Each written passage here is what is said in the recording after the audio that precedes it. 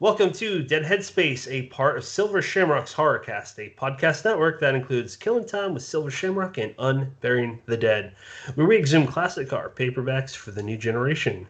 It's June, which means it's Pride Month. Keep your sights on our website, deadheadspace.com. We're hosting a few articles from members of the LGBTQ plus community, such as Eric LaRocca, hope I said that last name right, TC Parker, and Bree Morgan. I'm your host, Patrick R. McDonough. I'm running solo today, but my co host is actually a guest, Brennan LaFaro. Say hi, Brennan. Hi, Brennan. And we are joined by Mercedes M. Yardley. Say hi, Mercedes. Hi. As well as Cina Pelayo. Say hi, Cina. Hi, everyone. As well as Rhonda J. Joseph. Say hi, Rhonda. Hey, y'all. And lastly, the person that is responsible for this roundtable, Tyler Jones. Say hi, Tyler. Hello. I'm going to throw it to you, Tyler. Tell us how you came up with the title of the episode, Find the Torch, Burn the Plans, as well as the general idea for the episode. Oh, man. Believe it or not, Mercedes, it was actually you that inspired me to reach out to Patrick about this. So, long story short, I have an 11, soon to be 12-year-old son who has cerebral palsy. So it's for those who don't know, cerebral palsy is a disability that's caused by a brain injury, usually at birth. And it can cause a variety of disabilities. And in my son's case, his name is Liam. He's a quadriplegic. He's in a wheelchair. He's nonverbal. He has seizures.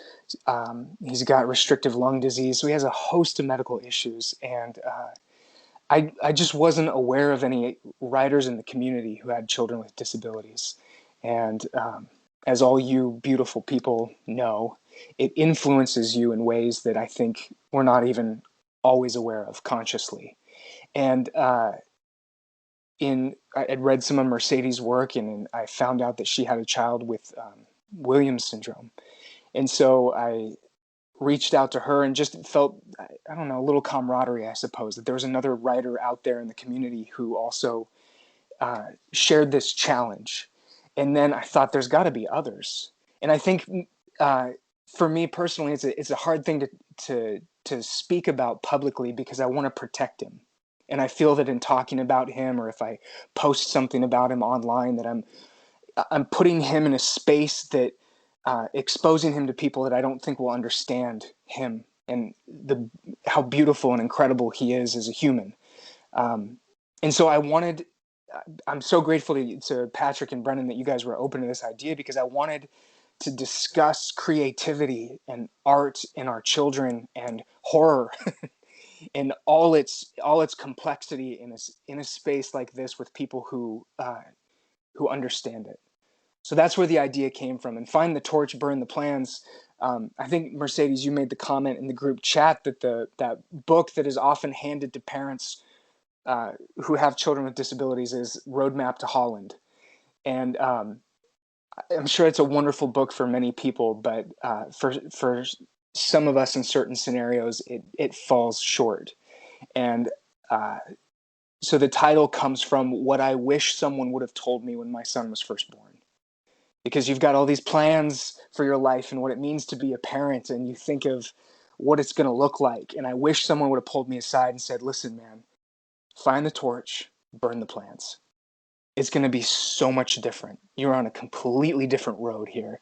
It's going to be beautiful, and it's going to be extraordinarily painful, but it's going to be worth it.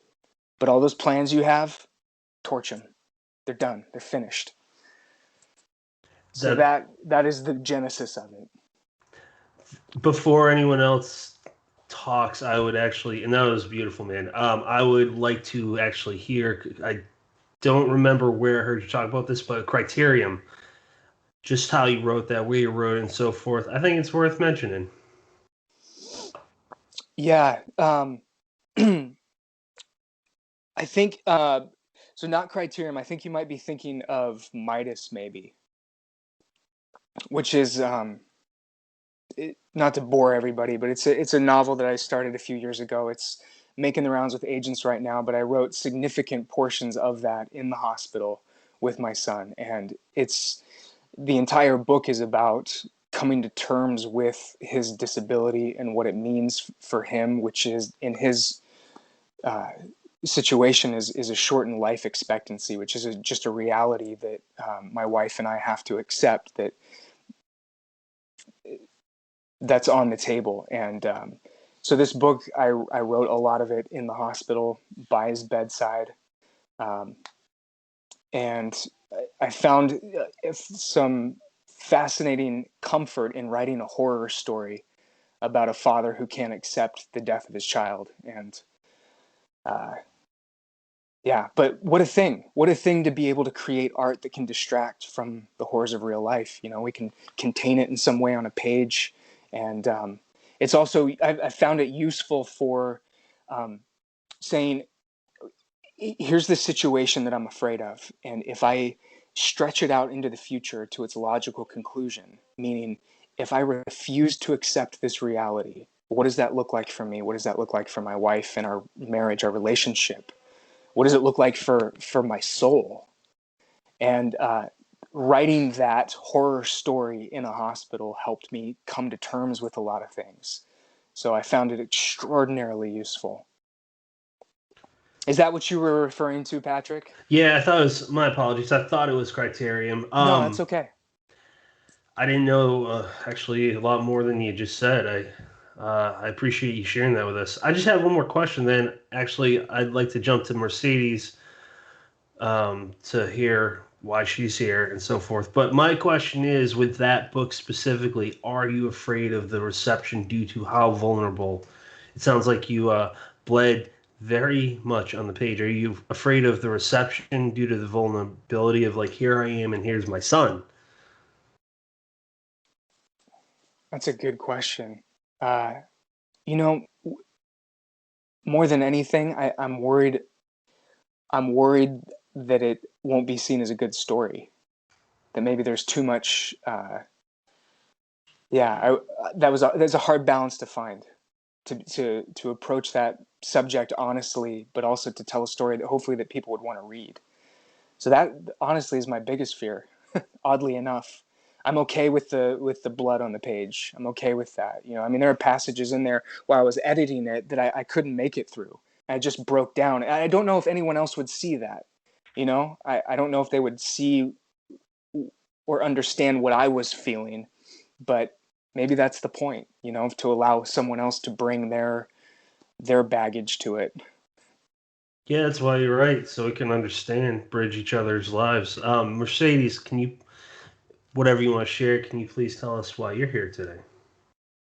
Well, I'm here because, as Tyler mentioned, I have a son, Nico. His name is Nikolai, that has both Williams syndrome and autism. Although technically you can't have both at once, so he has Williams syndrome with autistic behaviors. So Williams syndrome means that you are very sociable and personable, and usually talks very, very well, and very outgoing. And autism, of course, tends to be kind of the opposite of that. And so as a result, I have this son that doesn't fit in the Williams syndrome world and doesn't really fit in the autistic world so much. And so he doesn't fit anywhere, but at the same time, he fits perfectly with us. And we were kind of discussing amongst us a little bit what it's like being a parent and being a working parent and being an author with a child with disabilities, and kind of the sorrow that brings, and kind of just there's an extra weight to it that, I mean, all parents have weight, but Tyler mentioned something once when we were discussing it kind of off camera earlier. We're just waiting for our children to hurt in a way. We have this inevitable weight of what's going to happen to them. And my son's life expectancy is shortened. We've lost him many a time, almost lost him many a time. And he's been on the dialysis floor, and we, lived in the hospital for pretty much 3 years when we were living in Seattle. The hospital actually has something called a fast pass. We would be there so often, we would just let this pass and they'd let us to the front because we were there every day for something, or we would just stay there. And so that's why I'm here. Nico just turned 18 last month. We're still trying to get guardianship over him because the paperwork didn't go through like it should have, and it's just a different life that a lot more people understand than it feels like. It feels like we're very isolated, but there are quite a few people in the same situation. It's just so vulnerable to talk about it. I think a lot of us don't because we want to protect our children and ourselves. But we are legion. There's a bunch of us. Well said. Rhonda, how about you? Why are you here today? Well, I was just really excited that that I could find fellowship with other parents.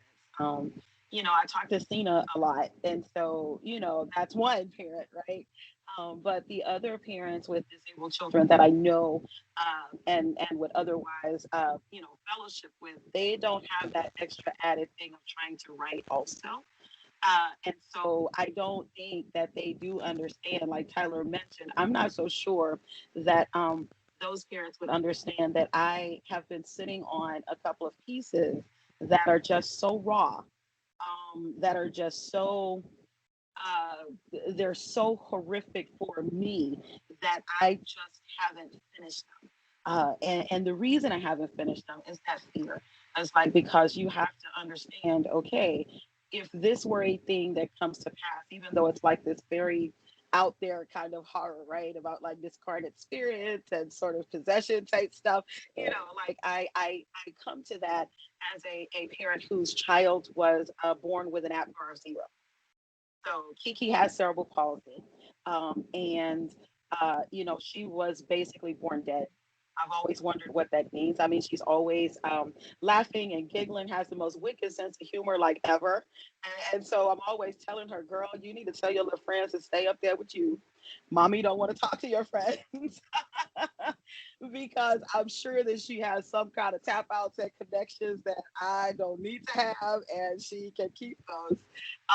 But then I also worry about the way of the world right now. If I were to finish this novella and put it out there, I don't want there to be, I don't want to be offensive to the disabled community. Because even though I'm her advocate and we've been doing this for, she's almost 19, she'll be 19 in August. That doesn't mean that I'm always going to get all of it right. I don't want it to seem as if I am, glorifying, her disabilities, if I'm glossing over them. And so it's all those fears. So it's not just, oh my gosh, what would happen if this really wasn't my kid, but it was this actual spirit that's inhabited her body. But there's also the larger fears of, how are people going to receive this? Are they going to say that I don't have the authority to write about it? Are they going to say that, I've co-opted her experience? And those are things that I don't want to do. And so that keeps me from sharing certain pieces, from even finishing them. I have a zombie story, because anybody that knows me knows I have kids, they know about all of them. So they know about Kiki. It's not like never been this secret. And in my zombie story, I wrote it exactly how the nightmare came to me. That thing was so raw for so long that I would start to type it out and I burst into tears, close the computer, leave it. And so I think that that's a thing that comes, especially being horror writers. We're so used to using our writing as a sort of therapy, that when it comes to this particular thing, I feel sort of judged, and it's probably just in my mind. Other people probably wouldn't even blink about it, but I think about it constantly. Should I write this? I don't know if I should do that. This is so painful. What if they ask me questions? What if I have to read it out loud? Oh my gosh, what if they ask what the inspiration was? Do I really want to entertain that? And so I just thought that it would be really good to fellowship with other parents who totally get that. Like, I'm not odd duck out on that one. It's like we all get that part. And that is just, I don't know if you all know how healing that has been in just these few minutes for me. So I appreciate that. In just these few minutes, I'm like, you know what? The crew is good. We're good. We'll be okay. If anyone wants to, I feel like other people should talk right now. Okay, that's fine. Just to add to that, there are other writers we could have had on, or at least reached out to, and two that come to my mind is Ronald Kelly and the Sisters of Slaughter.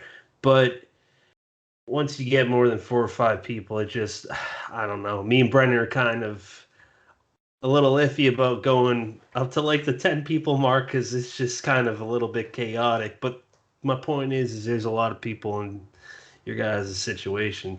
So, Cina, actually, on top of Why Are You Here, I just finished Children of Chicago 2 days ago, and that me seeing your like posts about reception to Children of Chicago, about some people kind of getting upset that you're, in their words, making it seem like Chicago's worse than it is.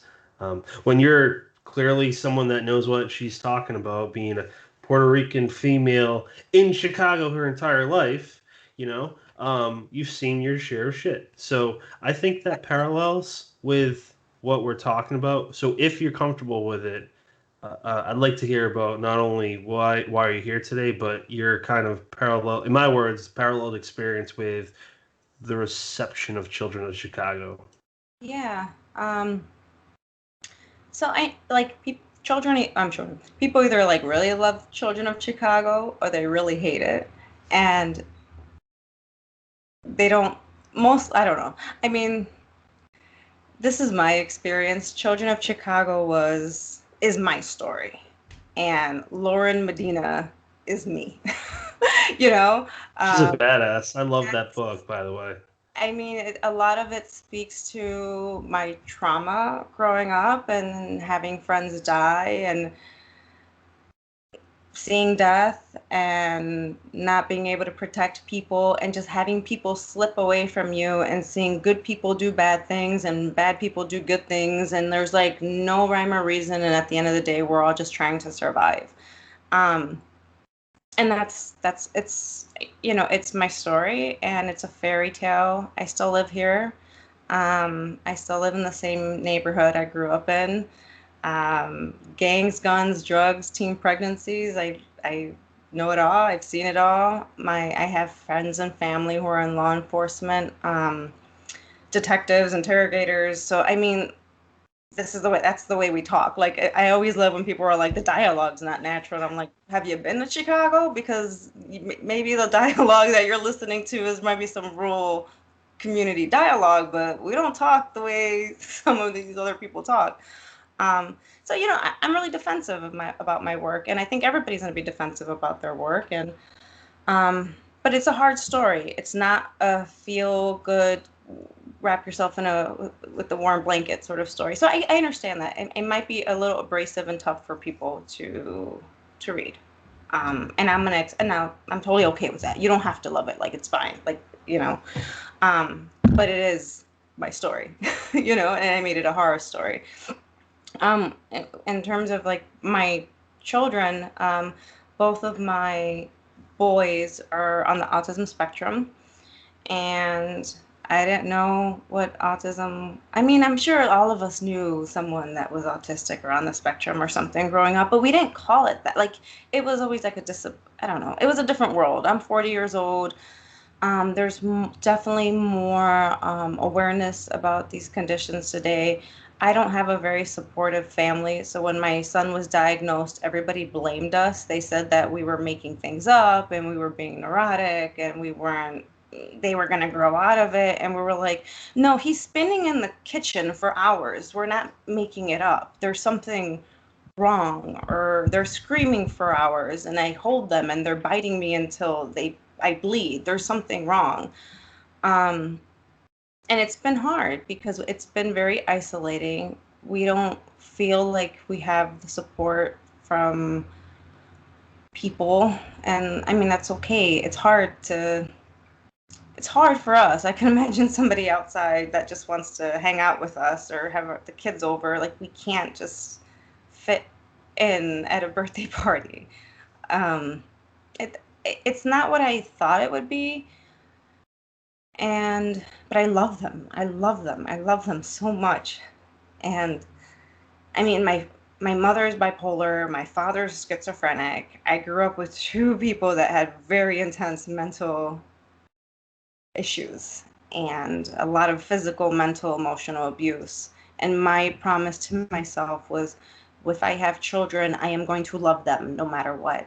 And like every time I walk past my son, I always tell him, "You're so smart.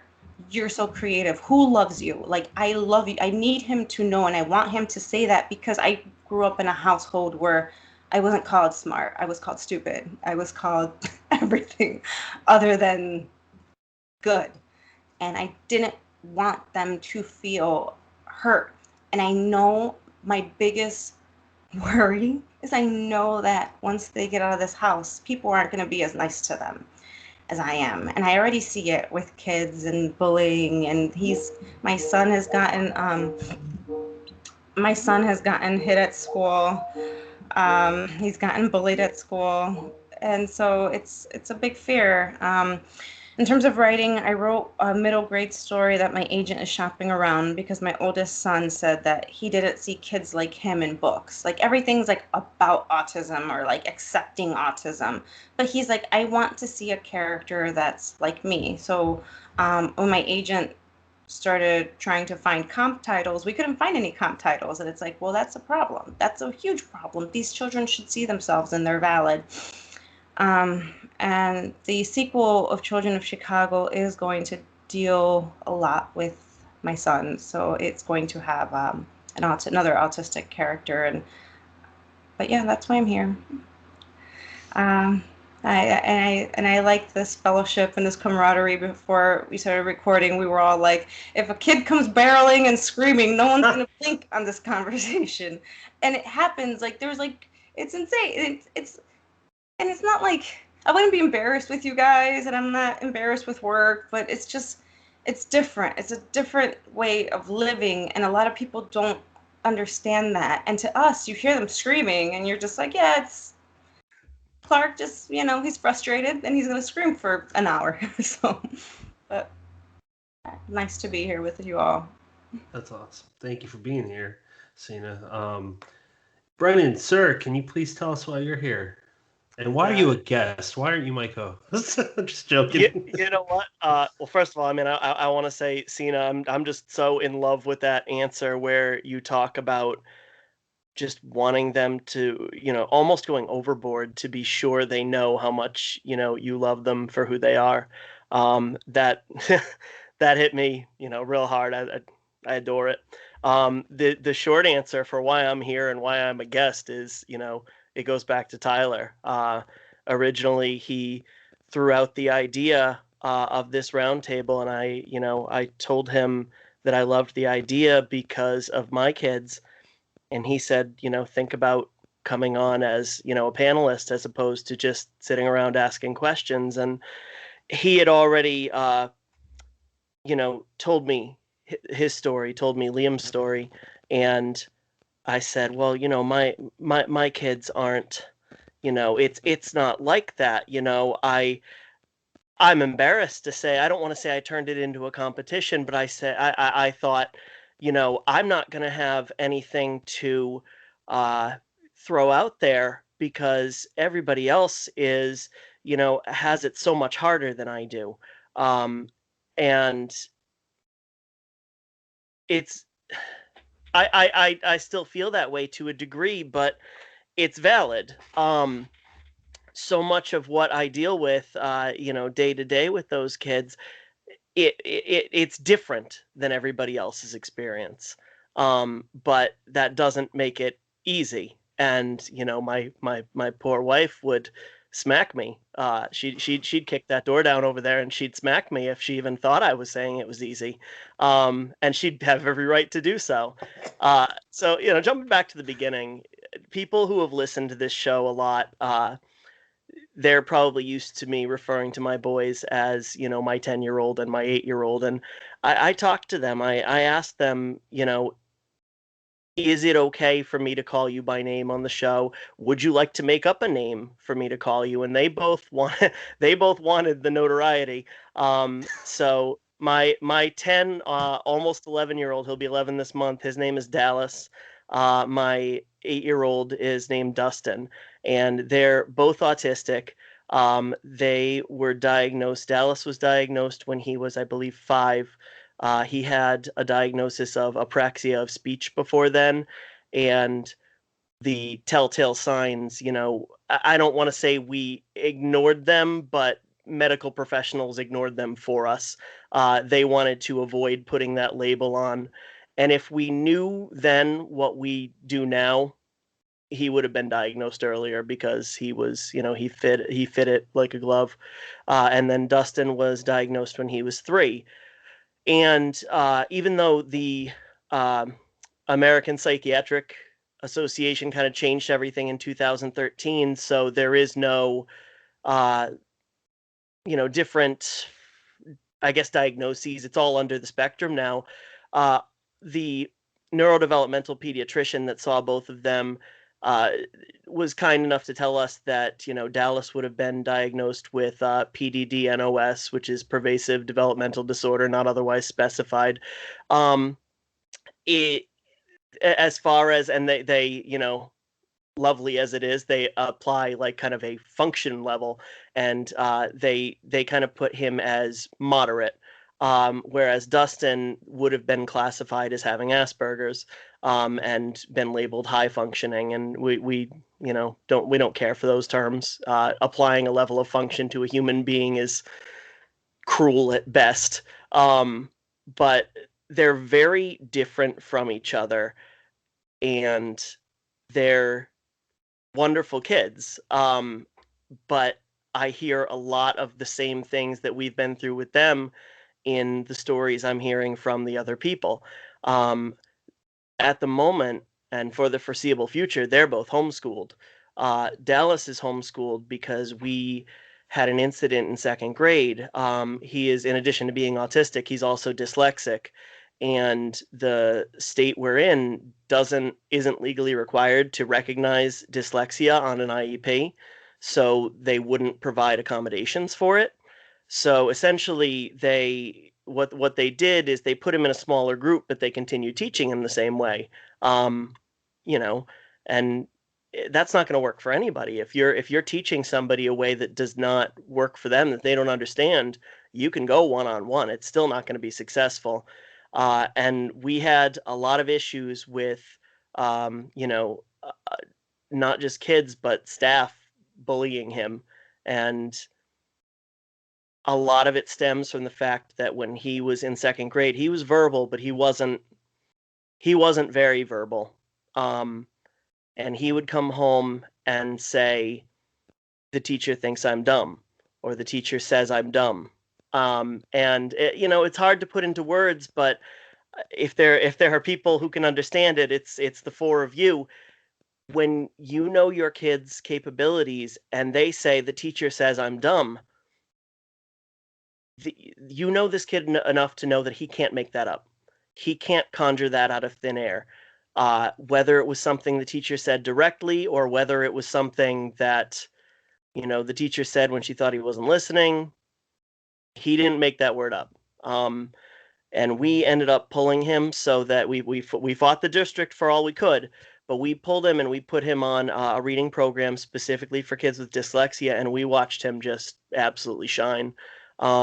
He's, in 5th grade now. He's reading at about the level of a 5th grader. He was reading, at low kindergarten at the end of 2nd grade when we pulled him. And then there's Dustin, who is just, he is one of the brightest people I know, and I'm including adults in that list. But he's also quirky. He's quirky. And even back in preschool, we were dealing with bullying issues. In 1st grade, he was bored with the work, and he was beginning to be labeled a behavior problem because of it. He would finish his work, and he would do what kids do when they finish their work. He would get bored. He would stand up. He would walk around. He would move because he can't sit still for 2 damn seconds. And he would get in trouble. So, I mentioned my wife had kicked down the door. She said we had it easy. We were very fortunate to be in a position where I was working 2 jobs at the time. I still am. I picked up more hours with my second. She quit her job and she stays home with them full time. And she is as dedicated a person as you could ever hope for. The miracles she's worked with those kids to help them find success, to help them more than find success, to help them feel successful, to help them understand what they're good at, and that if something is hard for them, it's not because they're dumb, it's because their brain is wired a certain way that makes some things more challenging for them. And if we can find a way that works for them individually, there's nothing wrong with taking that route. And I've yapped on for like 10 minutes now, so I'm going to send it over to somebody else. I just want to hear one more thing that I find very fascinating, because I know your family, and one thing I think is okay to share. I think it's Dustin that has this knack for U.S. presidents. Is that him or is it No, Dallas? that's Dallas actually.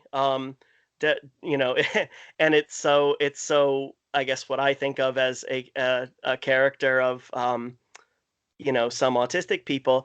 Uh, he has a lot of trouble in some capacities. He's very bright, but he has a lot of trouble sharing what he knows. But you can give him any year between 1790 and current, and he can tell you who was president in that year, which blows my doors off all the time. I couldn't even name without looking all the president. Some of them I don't remember. I mean, there's the obvious ones, but that's great. Now, Who's president right now, Patrick? Come on. a real adult that's not a fucking jackass.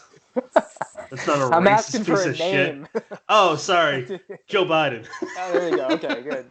And Kamala Harris is the VP. Nailed it. Brennan, I like that you highlighted that they're so different, because they are. I have two on the spectrum, and I'm like, it's so different. Like, even their sensory needs are very different. One of them has to turn the lights off. The lights bother him, and it's like every time, like, you know where he's been throughout the house because the lights are being turned off throughout the house. So they all have their personalities. So.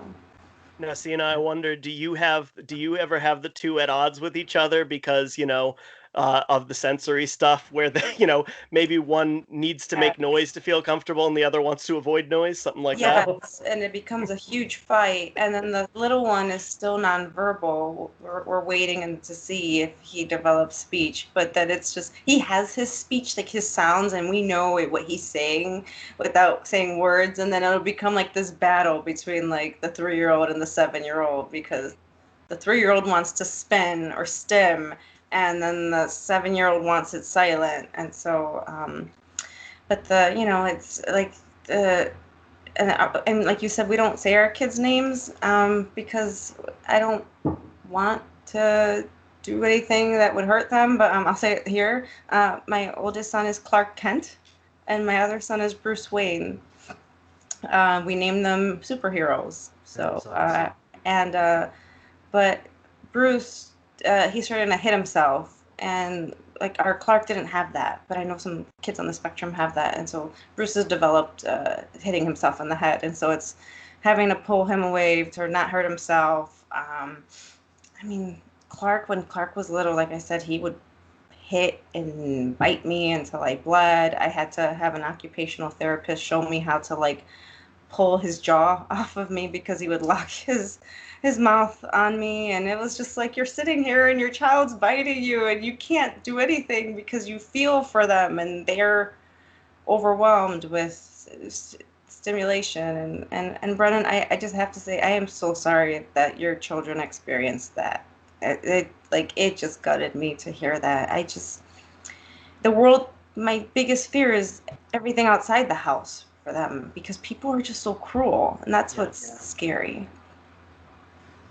Yeah, and my biggest takeaway from that is, it sucked, and it's terrible for people, whether it's preschoolers or adults who should know better.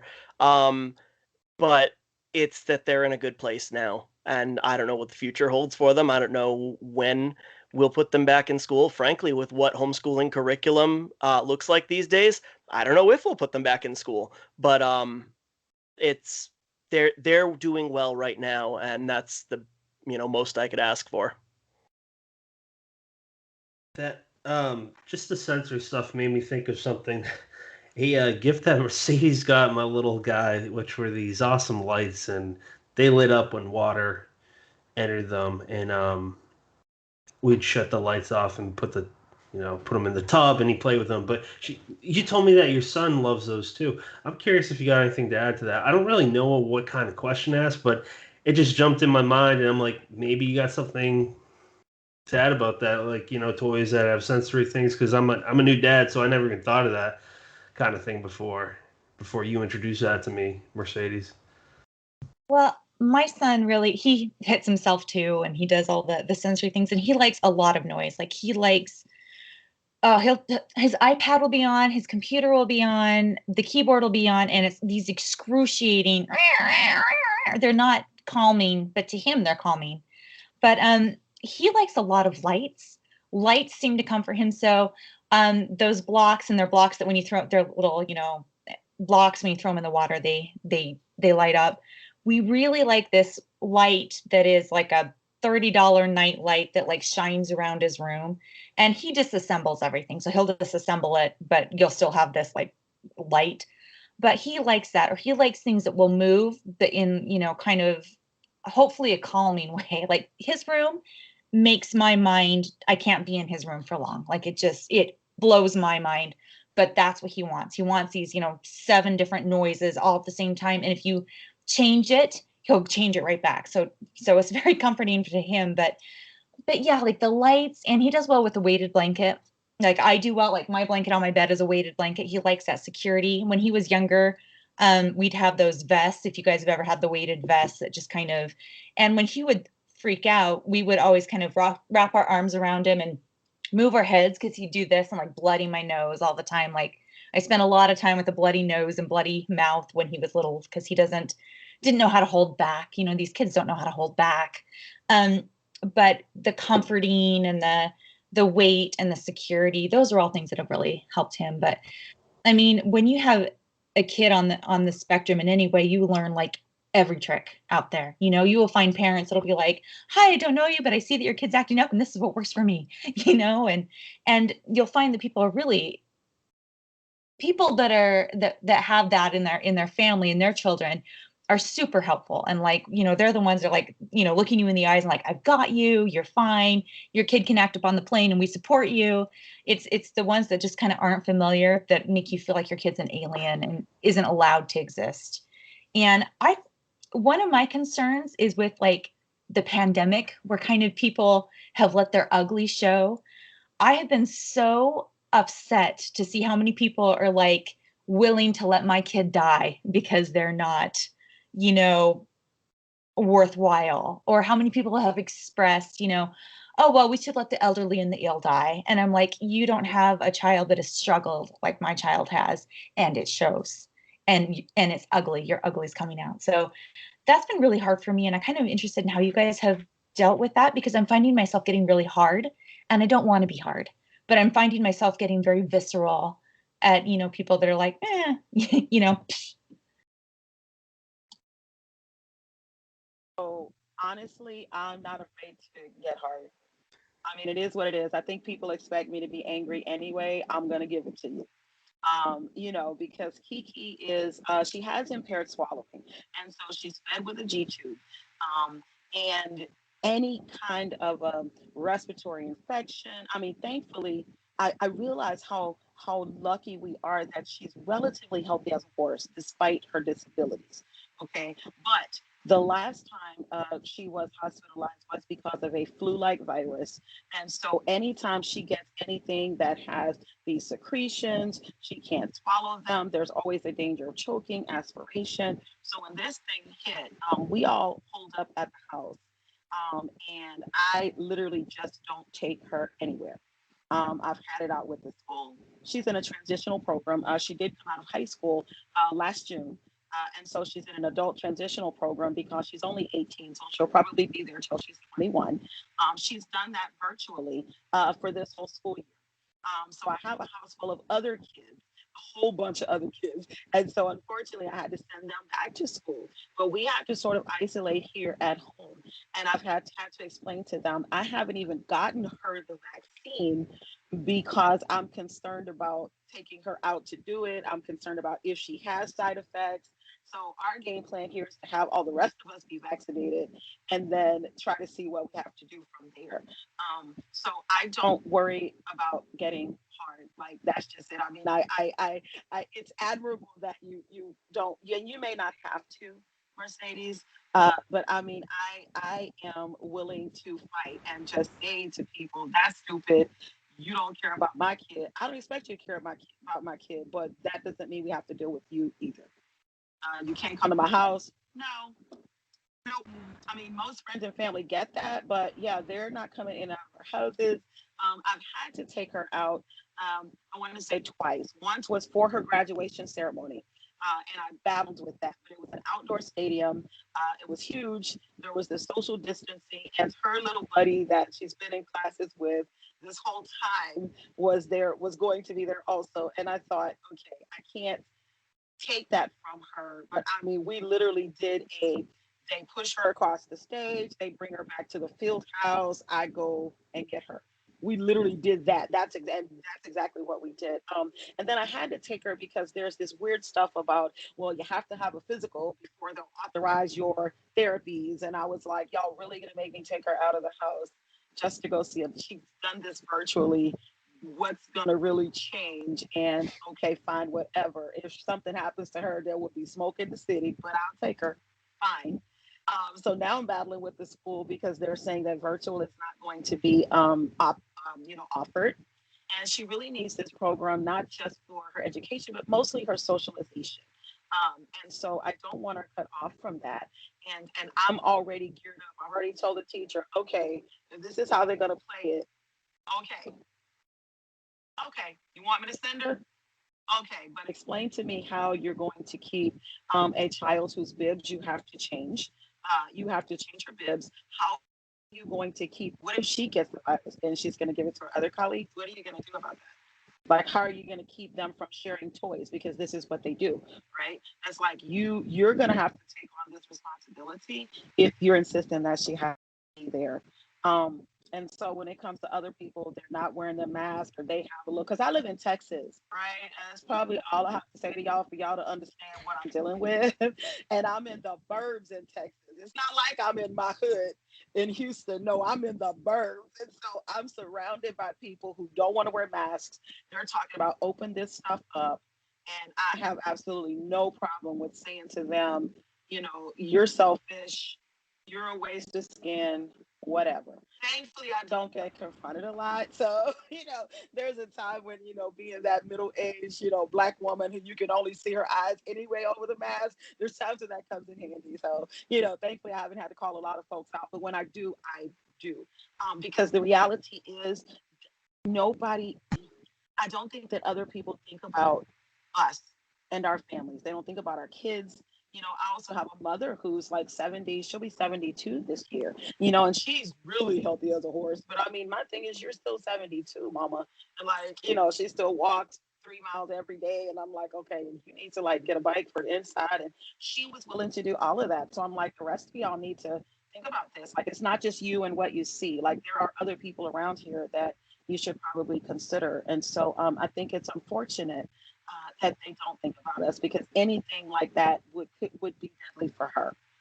But I don't know that it's unfortunate. I don't expect everybody else to really care about that, because they don't. They really don't. And unfortunately, like Rhonda said, I'm already kind of hardened. And for other reasons, and I don't want anybody to like be like me. I think the edge that I live with is not healthy.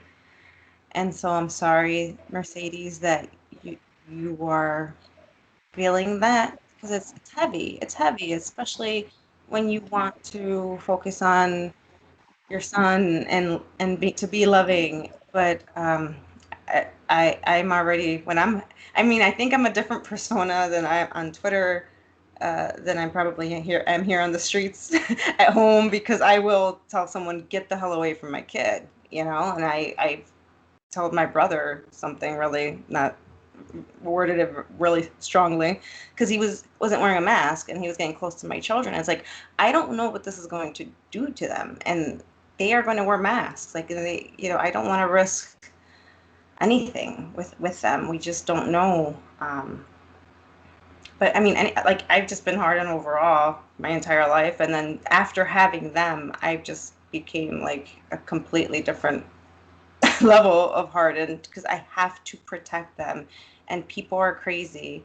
People are really crazy. I mean, any parent has to protect their children, but we have, our children are in vulnerable populations. They are, I mean, you know, I care so much about these, because like my original PhD, I was doing a PhD in Hispanic literature. I dropped out of that PhD, and the PhD I'm doing now that I'm finishing is in psychology, and it's in business psychology. And my entire dissertation is, how can we get people on the spectrum that are employable employed, because I want to do something for their future. You know, this is one of the biggest populations it's a big population that's exploding, and they don't have services or services for them when they're young. But what do we do for these kids when they turn into teens and adults? So, I mean, so many, you know, and not just on the spectrum, but other disabilities as well. I'll stop talking. I want to hear Tyler. Tyler's been quiet. In answer to your question, Mercedes, so like I mentioned, Liam is nonverbal, so he can't speak. He's never spoken, and because of that, my wife and I have always seen ourselves not only as his advocate to physicians or to teachers, but his advocate to the public, to people that we meet in a grocery store. And so it's something that's always been in the back of my mind, that if I see somebody staring at him with a disgusted look, because like Kiki, Rhonda, you know, he has bibs, he has the same swallowing issues, he has a G tube, you know, a lot of suctioning, because he just can't manage his secretions, which leads to a lot of respiratory issues. But when you see people staring, just, you can see the look on their face. Like you said, their uglies coming out.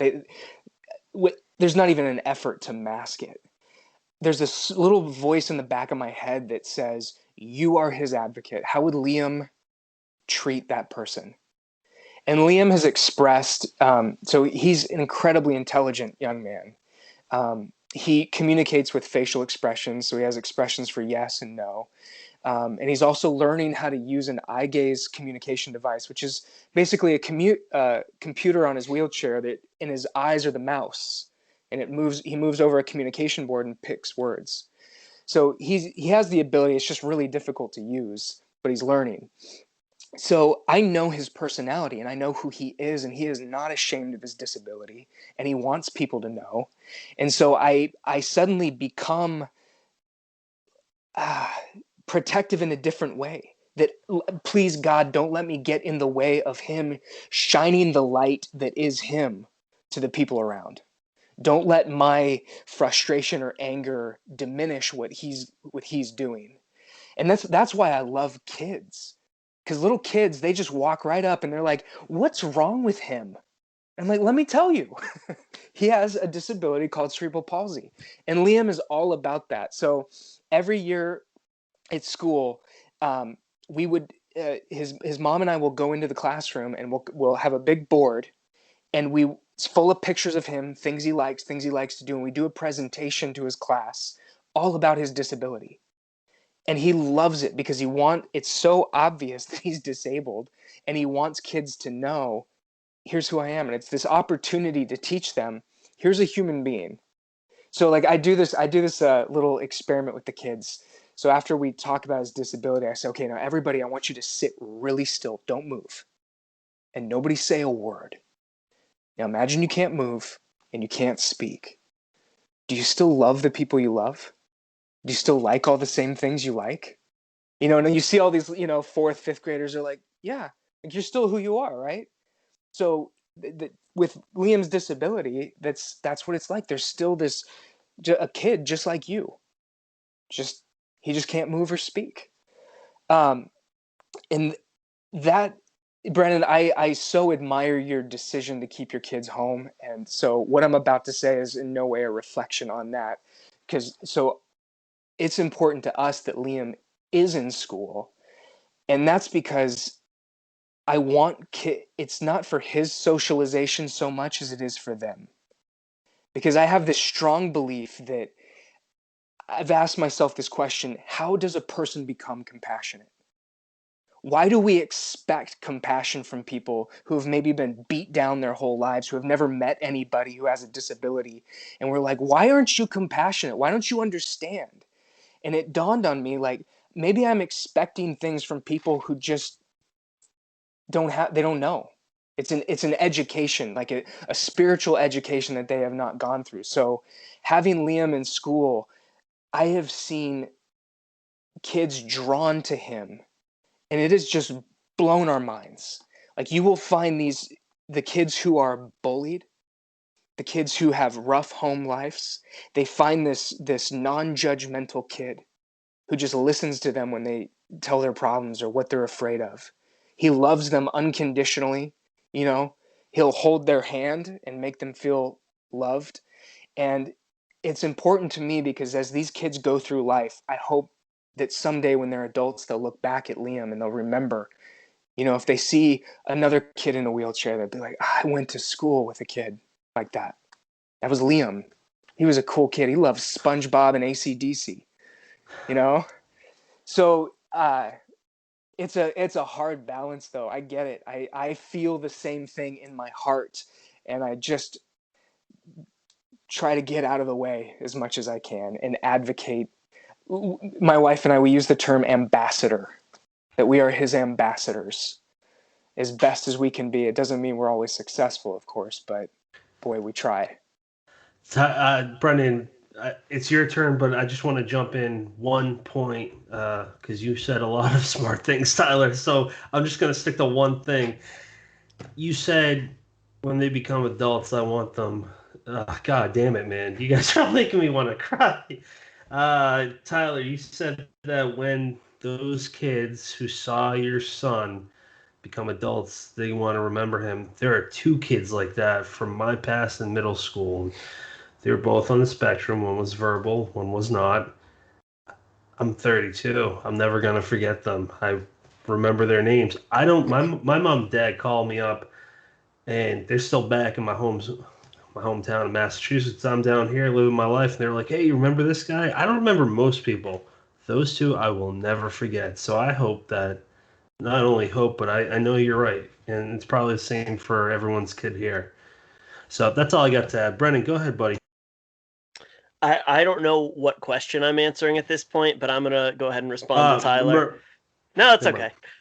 Good. So, you know, Tyler mentioned, you know, being an ambassador and, you know, the importance of having Liam in school to really just kind of, I think I'm putting words in your mouth, but develop empathy in the kids around, in the next generation. And I think that's so important. And, you know, one thing we haven't touched on yet, and I think you're all going to agree, but I believe my kids have made me a better person. I believe that when you are when kids like this are your responsibility, when it's your job to raise them in a cruel world where people are showing their uglies, and they absolutely are, you can't help but develop empathy. And, you know, even though I don't know how much, you know, having them in school would necessarily, you know, help develop, you know, the empathy of other children. There are, you know, programs that the you know, the CPAC, the I'm trying to think of what it's an acronym for, Special Education Parent Advisory Council, puts together in the vein of what you and your wife do, Tyler, to, you know, teach neurotypical children about, you know, the kids they go to school with who are autistic. what my kids have done for me, I had to get a master's degree in education because if you don't do that within 5 years of getting hired, they kick you out the back door. But I ended up, so I went into a program for music education, but I ended up being able to develop a focus in that on teaching. The focus is really teaching music to autistic people, but it branched out to people with, all sorts of disabilities, both children and adults. One point Cina made earlier is developing programs for autistic adults. It is definitely a developmental disorder that a lot of people attribute to children, and you just assume people just assume that kids grow out of it, and they don't. There are autistic adults all over the world, and maybe they weren't diagnosed when they were children because the criteria was different, or because it just they were told that they would grow out of it, or they were told to stop spinning in the kitchen, and they were put in timeout until they did, and then they just lived with that discomfort. I don't know. There's a lot of different ways, but I was able to spend, an entire master's degree writing research papers and studying and learning so much, and interviewing people with autistic adults, um, to find out successful experiences they had in school and specifically in music programs, what to do, what not. I run professional development in my district now to showcase what I've learned. It is unbelievable and bordering on embarrassing how little some professional educators know about working with students on the autism spectrum, and you can't even hold them accountable because the professional development it's not required at the bachelor's or even the master's level, and the state doesn't provide it. And without my children, I don't go down that route, and I don't do my damnedest to become myself the teacher that I wanted my kids to have, and help other teachers kind of go that same route. I remember when Clark was diagnosed with autism spectrum, and I remember asking the psychiatrist, like, will he go to high school? What does his future look like? And they just say, I don't know. Like they just don't know. They can't tell us anything. And I remember coming home and I think sitting in the dark for days and crying because I didn't know where he would fall on the spectrum. I didn't know what his future would look like. But just last week or the 2 weeks ago, Bruce was diagnosed, and the psychiatrist was like, "Do you have any questions?" And we're like, "Nope, we got it." Like it was such a different kind of like we know it, and it's not scary anymore. I mean, it is. It's we're like walking into this whole unknown together, and I feel like I can do anything because of them. Like me such a they've made me such a better person, and I am even even though I'm hardened, I mean they have softened me in a way I've never thought would even be possible. Like, I will be in the grocery store and they need to stim or spin. I'm like, let's go for it. I don't care. I don't care if people are looking at us. I don't care if we're babbling because Bruce, that's how he talks, and we're just talking back to him. Like, I don't care about the world around us judging us. I mean, I do and I don't. Like, it used to really bother me, like this whole image I thought I wanted to portray as a mom, but I don't care if I go out looking a certain way or we look, really nuts. And I mean, Bruce likes to have dolls and pigtails and wild colors, and I just let him be and express himself. And they have made me such a better person. I am so thankful for them. And I feel like, I mean, even my writing, I am a different kind of writer because of them. And the stories I want to tell are so different because of them. My writing was going one way. Children of Chicago is still probably maybe an offshoot of a story that I just needed to tell because of my anger and growing up. But all of my other body of work, it's it's sorrow and magic and defeating dragons and all of these, like, I mean, just the ideas they come up with. Like, what my son asked me if concrete dragons are real, like, do dragon, and like his imagination talking about, like, Mom, can you see a dragon coming up from the cement sidewalk? I can see it. And it's just like, where does this come from? This is amazing. I love them, and they've made me a better person. So, yeah. I just want to throw it Yeah. out there that the character that Cina based off of herself, yeah, she's hard and she's a bad bitch, but you can tell that inside that hard shell is a gooey person that wants to be loved and has a lot to love the show. Their surroundings is very, very tough, so you can't show that to just anyone. Yeah. Rhonda, I cut you off. I'm sorry about that. Go Oh ahead. yeah, no worries. I mean, well, just to kind of piggyback off, I mean, what everybody's saying, kids are never the problem, right? Other kids. I mean, Kiki is a rock star at school. Kiki is nonverbal. She, doesn't. We're just now getting to where she's actually interested in using switches, just to make simple choices or say yes and no.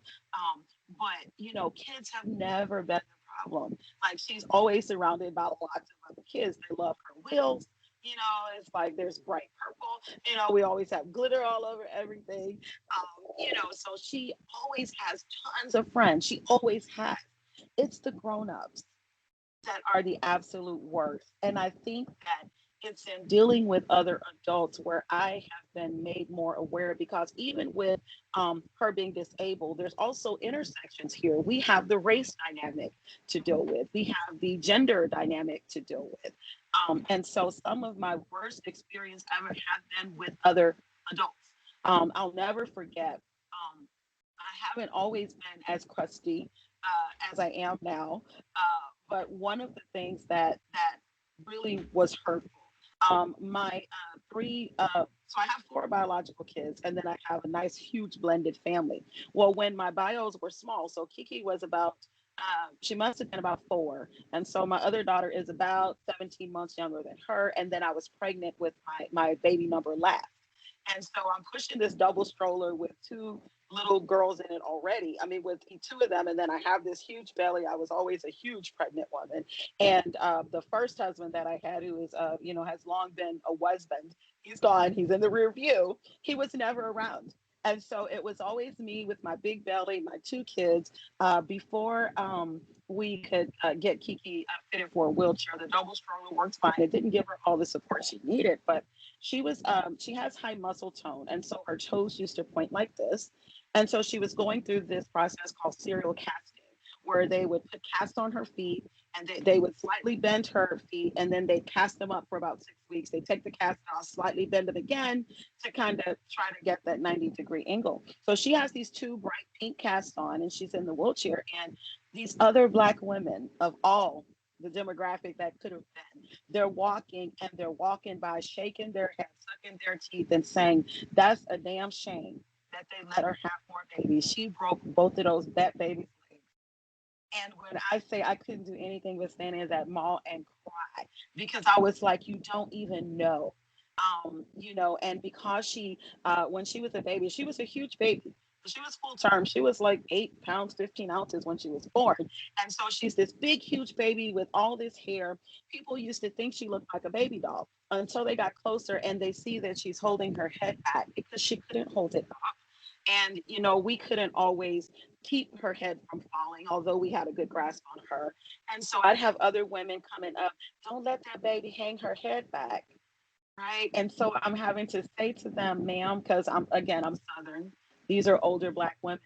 And I'm going, "You don't know how harmful you're being right now, but you don't even know, you don't know me, you don't know my baby." It's always the grown-ups, right, that you have to kind of stand up in front of. I had a doctor, her eyes were crossed when she was born. And so the doctor is a brilliant eye surgeon here in the Houston area. But he said to me, when I said, "Oh, well, she's getting vision therapy," he goes, "Why? It's such a waste." And the moment I thought, okay, I'm going to let you work on her eyes because you're a brilliant surgeon. But after that, we fired him from the team. And they know me as that mom that's like, "Look, this is my kid. She has value. You can look at her and see a Black female presenting body and think it's worthless if you want to, but she has very high value. So I'm quick to look. If you're not on Team Kiki, you gotta go. You gotta go. So it's the grown-ups, right? I remember a nurse in their elementary school was always concerned. Again, these race dynamics. The nurse was a Black woman who was always saying to me, sending notes on saying, well, her hair isn't combed. Well, Kivana doesn't like anybody touching her head, right? Even now, she wears like this sort of a mohawk thing where, we cut the sides really short, the top is super curly, and she allows me to do that, right? She doesn't want to wear headbands, she doesn't want to barrette, she doesn't want to wear any earrings. And so this nurse is actually talking to me about her hair is not combed. And so I go up to the school, I take her a comb and a brush, I take her hair grease and rubber bands, I say, you comb it. Let's just see you do it, because I'm concerned about other things. But like, how did her feeding go today? But like, what kind of equipment do you have in the classroom here for her? Now, by the time we ended that stint and moved out of that school, the nurse and I had come to a sort of an agreement. It's like, you worried about the wrong thing.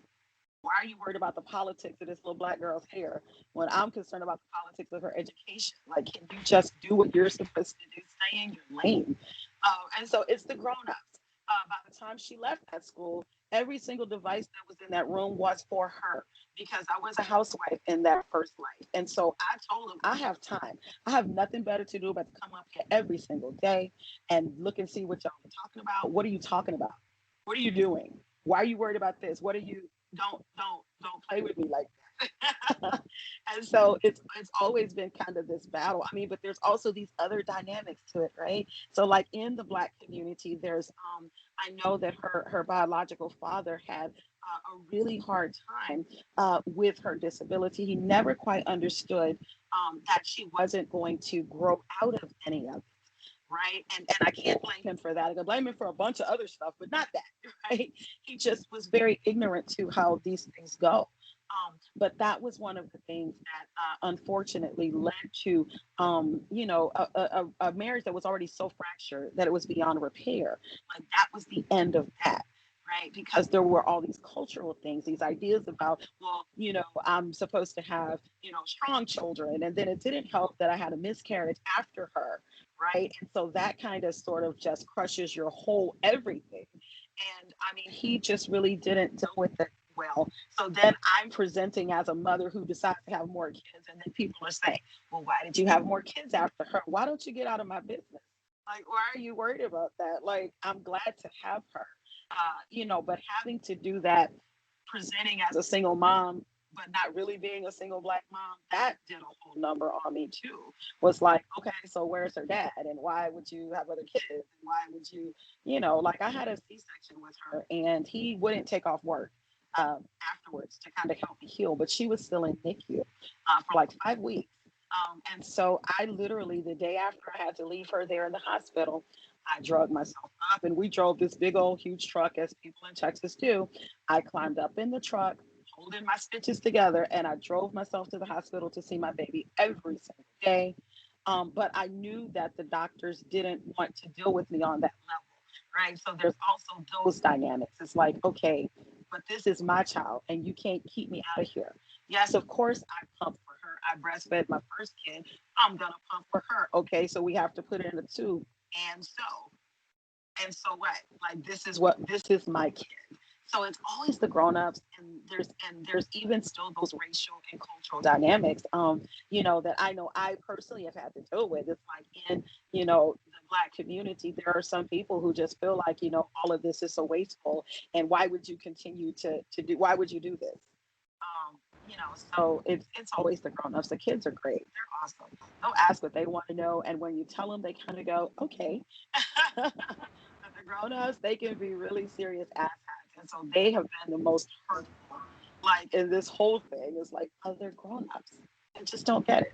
I'm curious to know, like, for all of you, and just like listening to Rhonda's story and everyone's story, like, what do you do today to take care of yourselves? Because we're always taking care of them. Like, and I know writing isn't, I know we all write and we all escape to write, but beyond that, like, is writing a way of taking care of yourself? Do you I know we none of us have a lot of time in a day because we're always taking care of them, but are you taking care of yourself? And if so, how? No,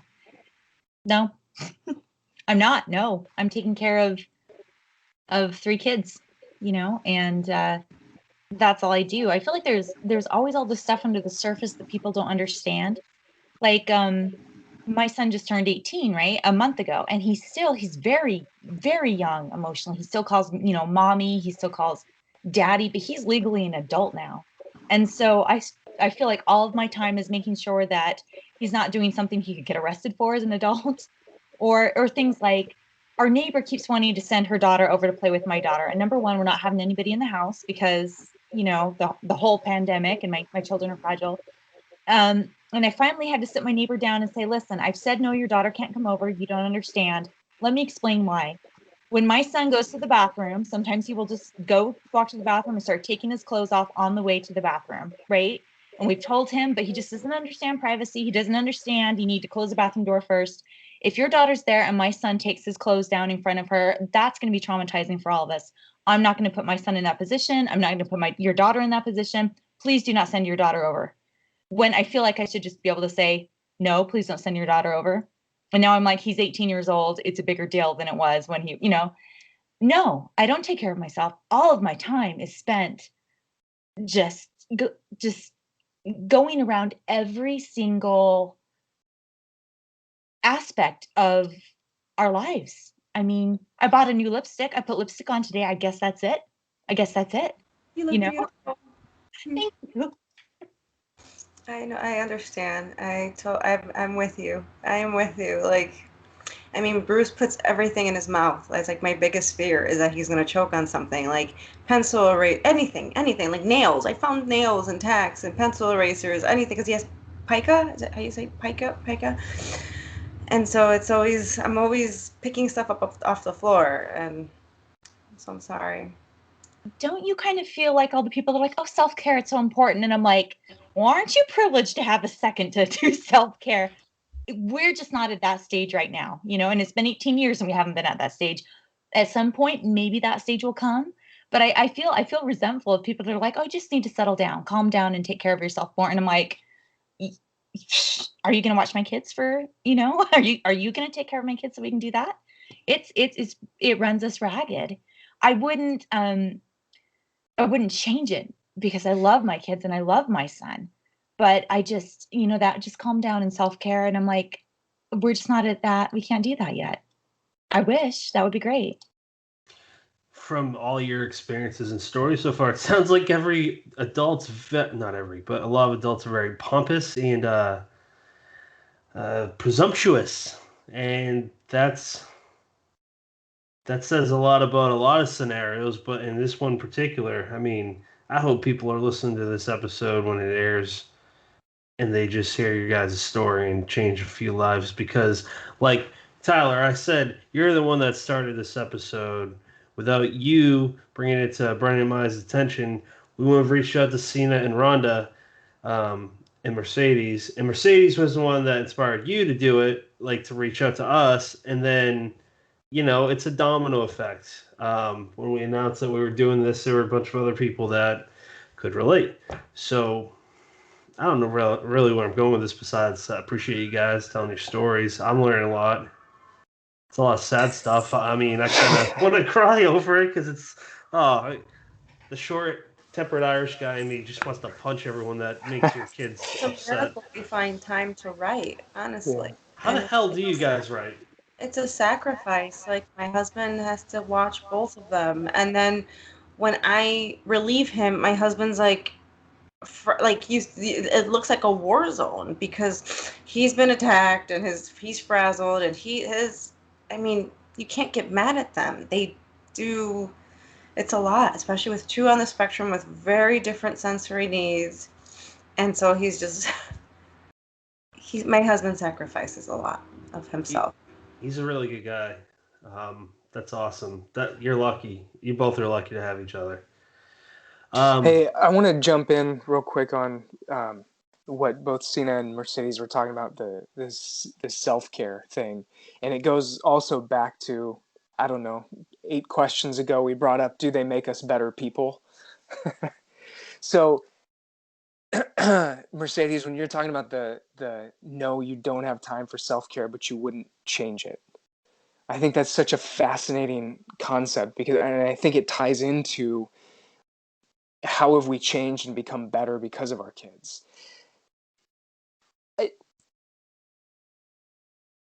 It seems that we, as parents of kids with disabilities, have confronted what our shadow selves, that inside of all of us there is this shadow self that is the selfish, the I want what I want. It's the liar, it's the thief, it's the addict. It is the person inside us that we try to avoid. And all the adults that we're talking about, they are revealing their shadow selves to us in how they treat our children. If you can place value on a human life, whether it's disabled or not, there's something wrong with you, not with the other person, obviously. So we have cultivated this sense of self that is constantly dying to self, that is constantly giving. And I think that there is, in some way, by being emptied, we're filled in a way that's different than the self-care that we might think of as, oh, I'm going to sit in a bathtub with a glass of wine, and listen to jazz. Like, that would be great self-care, but I don't have time for that. But in some other, maybe deeper, more meaningful way, and it looks different, by giving, by just emptying ourselves for our kids, we're filled up in a way that's more, I don't know, longer lasting, maybe. I don't know, but it's a remarkable thing to have the opportunity to face the shadow self in us, and to be confronted with our selfishness. And sometimes, you just want to be selfish. I just want what I want. I don't want to deal with that. I don't want to deal with you or anything. I just want to. But we have to confront that, and in the process, what do? Sacrifice. So how do you not become better humans in the process? And it's painful, and yet we're all doing it, and we're all here. So with all the sad stuff, Patrick, real quickly, I want to tell you a story that's going to make you smile. So when Liam was a few years back, he was in school, and he made a really good friend in class. For the sake of the story, we'll call her Nora. And Nora loved Liam. And she was a typical little girl. And she would spend time with him every recess. At class, she'd want to sit next to him, read to him. And my wife volunteered in the class a few times, so she met Nora. She knew who she was. Well, Liam got really sick. He got pneumonia, ended up in the hospital. It usually happens about once a year. He ends up in the hospital for a while, some worse than others. So he was out of school for about a month. And around the time he got home, my wife was at the grocery store, and she saw Nora walking with her mom. And so my wife said hi, and Nora's mom said, "Oh, you're Liam's mom. Nora talks about him all the time. She's written songs about him. She draws pictures about him, stories about him." And my wife said, "Yeah. You've never met him? Do you want to see a picture of him?" So she pulls up a picture on her phone, and here's this little boy in a wheelchair, obviously disabled. And Nora's mom goes, "Oh my God, when did this happen? Is this why he missed school?" And my wife is like, "No, he was born disabled. He's always been in a wheelchair." And this woman's jaw just dropped, and she goes, "Nora never said anything." And all the time she's talked about Liam, the stories, the songs, she talked about Liam likes this. Liam and I do this at school. Never once mentioned that he was a kid in a wheelchair who couldn't speak. Like, unbelievable, what having our children in the world does. And maybe it's on a small scale. Maybe it's not the nuclear love bomb that we want, where everybody just miraculously understands this is what life is about. This is existence. It's loving those. It's loving our kids. It's loving each other. But I love that story because of what it demonstrates, that we get them when they're young before they turn into assholes. Man, I've recorded 96 episodes and I've never teared off, you asshole. I love you though. That is that's a magnificent story. Yeah. The kids are 'Cause- so great. I mean, it's they're great, and I agree with a lot of people here that the adults are sometimes not so nice. I know we've had experiences with children bullying too, but then where do they learn Mhm. that? So Yeah. Yeah, well, you talk about self-care, Cina. And I'm not gonna say that I'm an old chick, but I'm an old chick. Oh, I'm probably the oldest one here. I would venture to say. One thing that I have had to learn how to do is I am surrounded by this fabulous village. So my mother is still very helpful with all the kids. She cares for Kiki sometimes when I have stuff to do. My sister happens to be a nurse, but she also has always helped with all the kids. One thing that I had to learn, especially when my first marriage imploded, which it was terrible, like from the beginning. So it's not like it was this fairy tale thing anyway. Like that was one of those, man, why did I do that? But then I wouldn't have my kids and whatever. We're just gonna leave it in the rear view. But one of the things that I did have to learn as I started to get a little bit older was that I couldn't be the best mommy to any of them unless I found time to take care of myself in some kind of way. Now I know that as women we tend to, skip out on doctor's appointments. We tend to not do stuff. I was not even. Every time somebody would ask me how I was doing, especially when they were little, I was so worried that they would try to take them from me that I would always go, "I'm fine. I'm great. I'm fine." And come to find out, I'd been dealing with generalized anxiety and depression my whole life. Like not just then, but my whole life. Postpartum depression. I'm thinking it's grief. Postpartum depression. I had it with the first kid too, and so I didn't have any understanding of what might happen until I started to fear for, especially Kiki. And I started to think, if something happened to me, what would happen to her? And so I'm finally getting around to, I just scheduled this surgery that's been, a couple of, few years in the coming at the end of the month. And it was really hard. It was really hard to do that. But all I could think was, I can't care for her if I can't care for myself. If I'm in so much pain that I can't lift her, I mean, the girl got hips for days. The child is 120 pounds now. And I'm like, if I can't lift her because I'm in so much pain that we both fall, then I'm not helpful. Um, but it took a lot of trust because I had to trust caregivers. I did finally break down and allow a caregiver to come in maybe about almost 9 years ago. And that was one of the best decisions I made because at first I did everything. I didn't want anybody to take care of my kid. So I did allow a caregiver to come in because she is trained, medically. If I wanted to have a nurse come in to take care of Kiki, I could also schedule that. Um, and so one of the things that my current husband and I do feel very strongly about is having the time to get away and debrief. That doesn't mean that I don't worry about all of them, especially Kiki when I'm gone. But I feel confident that I've lined up the medical professionals. It's not like we go places every weekend. He's a truck driver. He's not here like that. But there are times when, he understands and he's very supportive. We want to feel like people instead of feeling like parents, right? And so it's not the jail sentence that it doesn't have to be a jail sentence. Now, again, when they were younger, I did not do this, right? I wouldn't leave them with anybody except my mama.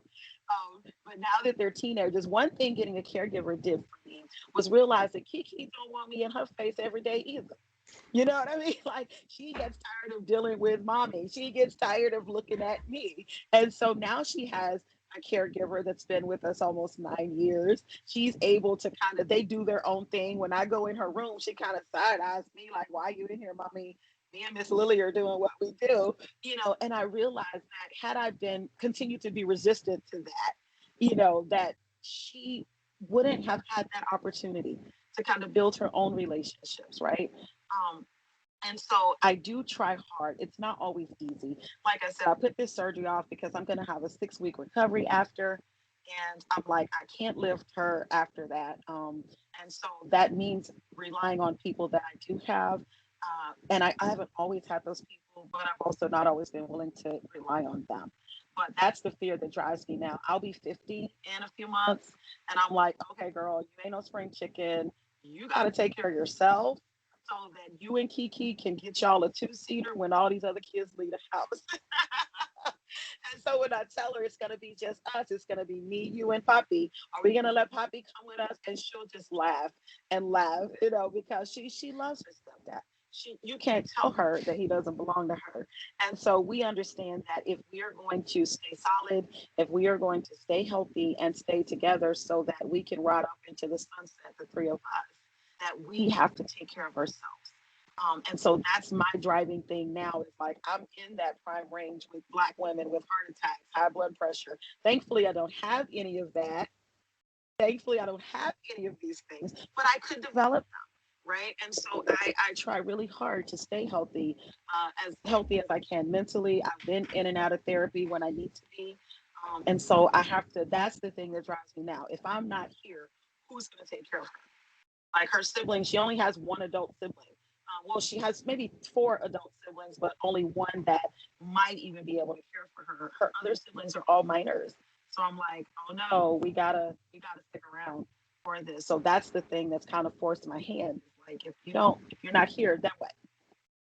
Yeah, that is a fear of mine, that it's just us. Like there's no one that can take care of them other than Gerardo and I. And so I try to stay healthy, and I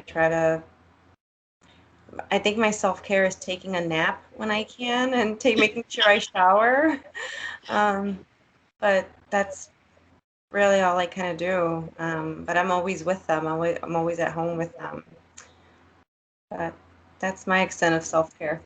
Napping and making sure I shower, and Gerardo will remind me to eat, because we do everything for them. Or they have us, go time at all times. And Bruce will be starting, which I'm terrified, because the pandemic, will be starting a special autism school, that he'll get his developmental and speech therapy. They're going to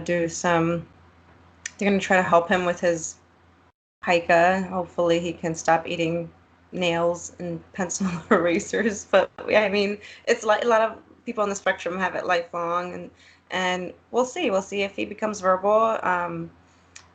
If he does, he does. If he doesn't, it's okay. I love him, and he's funny, and I mean, they're happy. Yeah, but it's been nice talking to you. I guess I guess I also want to know, like, from all of you, like, how has your writing changed, or have you seen your stories change, or at least what you want to say change because of your children? I'm curious. Hey, before I forget, I just want to say I hope to meet all your children in person someday. And Nico's awesome. I'm glad he got to say hello. But truly, I hope I get to meet them all in person someday. I was He thinking heard his name. He's like, I'm here. Yes. Nico. What? everybody. Can you say hi? Oh, he wants to call you guys. Look, we're all in here right now. Yeah. It's awesome to meet you, Nico, even if it's over Skype. Hi, buddy. Hey, man. Hey, Brennan. What I jumped in to say also too is, Brennan, do you want to discuss Slattery Falls at all and what we were? I just texted him that. Did you really? I'm not kidding. I said, "Are you okay if I bring up Slattery Falls? I won't if it's not okay." Wow. Yeah, I'm gonna go vague on it. Okay. But I think it definitely ties into what Cina just asked, so I'll answer both. Um, so, truth be told, I have not been at this long enough to say, my writing has changed. I mean, I I tried my hand at this for the first time in August of 2019. So both my boys were diagnosed and, were starting to become who they are as it stands.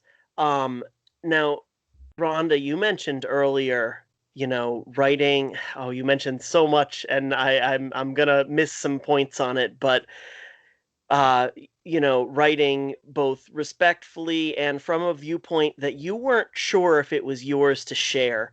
And I have written autistic characters from several lenses. And there is a character in Slattery Falls who is not the main character, but in a fair portion of the story and very, very substantial to the story, but we only see him through another character's lens. So everything we get is an observation through this character's eyes. And I will say it's not explicitly stated in the book that this character is autistic. If anything, that's in my head he is. And if if you know someone, if you love someone who is on the spectrum, I think you'll see it. Um, I have written stories that have autistic characters from another point of view. I've done first person, and that's for me. That's not something I have any intention of shopping around or releasing.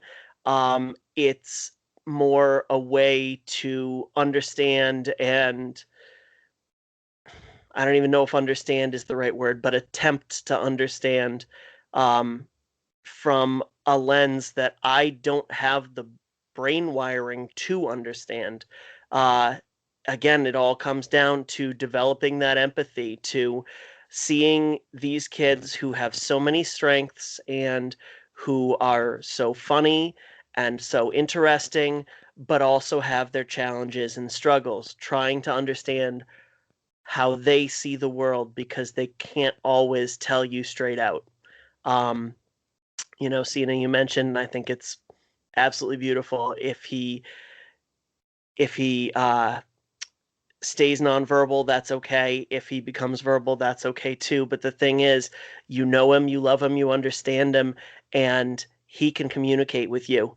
And he can communicate with you and with Gerardo in a way that he might not be able to communicate with anybody else in the world. Uh, but he doesn't have to say a word, and you know what he wants for the most part. When my kids were nonverbal, Dallas was nonverbal until he was 5, and even after that was very limited. Dustin was nonverbal until he was 4. He communicated by shrieking at us all the time. But it, I've heard that you can, um, that keeping your brain busy, puzzles, Sudoku, things like that, uh, there are, old wives' tales saying that wards off, dementia and Alzheimer's. And I said, with the amount of puzzles that my wife and I had to solve, but a kid saying green, and you have to figure out that means that you didn't buy the right chips at the store because he said green. Yes. I said we are at no risk for that with the amount of puzzles, with the amount of detective work that we had to do. Yeah, exactly. And so like even something simple like in the house, like if you move something, like if we once moved like the kitchen table over an inch, it was like this huge fight because we can't, like he knew, like the oldest one knew, like we can't move anything. He will know if like books, it's they're, at least our kids, like their memories are really scary. You can't lie to them because they know things and they remember things. And even Bruce, who's nonverbal, he will take my hand and he will direct me into the place in the house where something's missing or I've adjusted something. I really like what Tyler said about that the shadow self. I think that's really gonna stick with me.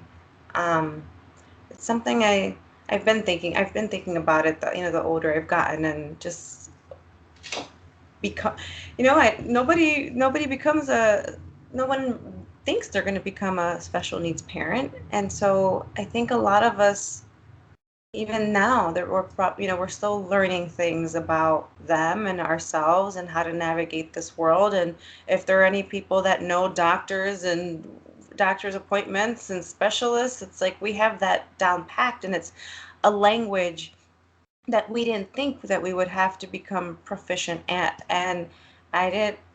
It's just something, again, like Mercedes says, I wouldn't change it, but it's just something that you didn't expect. But I like to think our kids are lucky that they have us, because it seems like we're really loving parents, and we will do anything for these awesome kids. And I think to anybody that has special needs kids, I mean, days are exhaustion happens and breakdowns happen. I never let my kids see it. I never let them. I don't want them to think I'm tired of you. Like, I'll tell Gerardo I need a few minutes. I'm gonna come upstairs and just cry or do something, because it is so important that they know they are absolutely perfect. Nothing they do is wrong. If they do something wrong, um, Clark, especially because he's like 8, almost 8, he gets really scared that he's gonna get in trouble. And it's like, you broke something? Okay, who cares? Are you safe? And that's always my question to him. If he does something bad, well, are you safe? Nothing else matters. Like, all that matters is them. And so, to any special needs parents listening, you're okay. You got us out here, you know? You remember, was it Beetlejuice, the handbook for the newly dead? Is that what it is? They need to. There needs to be something like that for special needs parents. Like Yeah, handbook for the new special I needs don't parent. know. That would be great, Like, except that everything's so different, though, It's right? so true, so I true. mean, like, I'm listening to like each of you, and I'm going, okay, I get that. Well, we haven't had that, and then we have this. I mean, and of course, like there's but I do find myself being inspired so much by Kiki. She's so stubborn, and she has learned how to do things by just sheer will alone. She's fearless. She does things that, I mean, if you forget to strap in her wheelchair strap, like the chest strap, like woe be it to you, because she is going to buck. I mean, when she was little, she used to have this little neoprene seat, feeding seat thing, right? And some kind of way she managed to flip the thing upside down. So she's like hanging about 6 inches off the floor by just the strap, and I'm frantic. I was pregnant. I was always pregnant in those days. I run over to the seat, I flip it over, and she's laughing her head off. She's the only kid of mine that rides like theme park rides and stuff. Of course, we can only get her on the ones where I can literally hold her and kind of hold her head steady so that it doesn't whip around. But she loves merry-go-round. She loves the swing. She loves these things. And I find her so fearless that one way that my whole life has changed in my writing is that I'm more fearless now. I'm like, if this girl can go and sit up and look at these folks for 6, 8 hours a day, and then know that some of them don't want to fool with her at school, and tolerate them while they try to make her learn stuff that she doesn't want to be bothered with, and she can deal with people poking on her all the time and always asking these questions and acting like they don't. If she can deal with this, then surely I can put this story out there. I mean, really, that's a tiny thing in the space of all of that, right? If she can find the most wicked thing to laugh about, because she loves SpongeBob too, right? And she's not supposed to understand most of those jokes. There are very inappropriate things that come on TV, and she will bawl, laugh, and just, oh my gosh. And I'm thinking, if you can live life this way, like, how can I be fearful to go to this convention? How can I be fearful to go apply for this job? Like, that's kind of, to me, I'm like, I take inspiration from her. That there's so much that she is fearless in. She talks to the squirrels outside. I mean, like, she's fearless. She's not afraid of any of these animals. I mean, I'm just like, girl, oh my God, I don't want to fool with the little goats, but she's like reaching her hands down and laughing at them and, rubbing her hands on them. And I'm like, if she can be unafraid, then surely I can do the same thing. And so this is one. And then I used to think also that there were terrifying things in the world. Being a parent with my older son, so I have a son who is like 8 years older than her. Being pregnant actually triggered all these horror writing things, the hormone stuff. But I wasn't always an out and proud horror writer. And so once I actually came out and started doing that, I realized that being a parent, honey, I've been through the fire. Do you hear me? And every day is going to bring another fire. And really, somebody telling me no, that don't mean not one thing. They tell me no about my child all the time. You know what I mean? Somebody saying to me, we're not going to take this. Okay. And so, okay, we'll just go do something else. We'll go do it again. We'll go do this other thing. And so I think that that being a parent in general has helped me to be much more fearless, but also made me realize that the things that I thought I was afraid of, that ain't shit. You know what I mean? Like, I used to be afraid of all this other stuff, and I'm like, man, but like, have you ever like had to have your baby resuscitated? Like, have you ever did that? Have you ever thought that this thing was gonna, she popped her button out because she loves to do that? Or like even before I interviewed Maurice Broadus on this past Saturday morning at StokerCon, I go up to her bedroom and she has figured out how to remove her diaper. So, I mean, like, this is how my life goes. And so I'm like, how can you let something small waylay you? I mean, I cleaned her up. I cleaned the bed up. I told the girl, don't you be taking this diaper off no more, like, and all of this. But I mean, like, the things that I thought were frightening, they're not frightening anymore. Uh, we just live without a whole lot. We live with a lot less fear now. And the things that are still very frightening, I just embrace them because what are you going to do? So what are you going to do? Yeah, well said. Yeah, like the things that I used to get scared, like it's not scary, like really I mean, yeah, I agree. Like, how can you be scared of certain things? I think we're more, we know challenges, we know like real home challenges and risks and safety. And so in terms of like writing and submitting something, it's like, that there's really, of course, there's going to be a little bit of anxiety and a little bit of worry, but considering everything else that we're dealing with, sleep exhaustion, the therapists and scheduling therapy and insurance. Let's not even get into insurance. That's a whole other like nightmare that we're always fighting because insurance companies never want to pay what we believe they should pay for the therapies our children need. Like, I mean, Clark needed occupational therapy because he struggled to walk for a long time, and we didn't know how if he would be able to, if he needed a cane, we didn't know. And so he had years and years of physical and occupational therapy, but we have struggled, I think, and I think those struggles are every day, but I think that our love for our children push us through, and they come through in our writing, and they perhaps in a way come through in our fearlessness in a little regard, that I'm going to write this thing and I'm going to submit it and we're going to go for it, and we take risks. So yeah. And the idea that time is finite, like we don't have the time, we don't have the luxury of, it's finite, so do what you need to do when you need to do it, because we're not guaranteed forever, and it's mortality is staring us right in the face. So I think we grasp at it. That is huge. After these two, I have like this desperate need to write, to create, to leave them something. And that's one thing about my writing, especially, I want them to be proud of my writing. Of anyone else, I want my children, when they look and mom is no longer here, they can say, mom was trying to tell us something.